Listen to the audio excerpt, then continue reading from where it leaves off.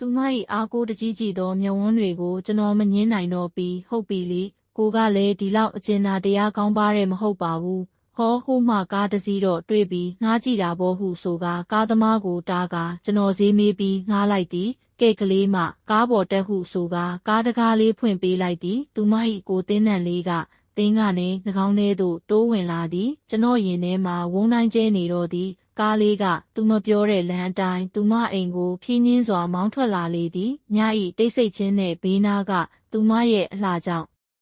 ကျွန်တော်ရင်ခုန်တန်တွေတဒုံဒုံနဲ့ပေါ့ဗျာ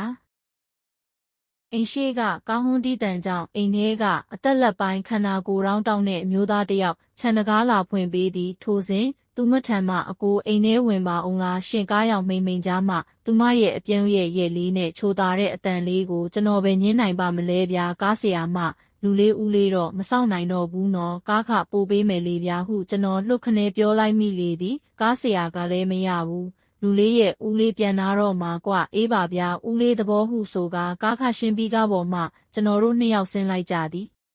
သူမထန်လာပါအကိုဟုဆိုကာအိမ်ထဲသို့ဦးဆောင်ခေါ်သွားလေသည်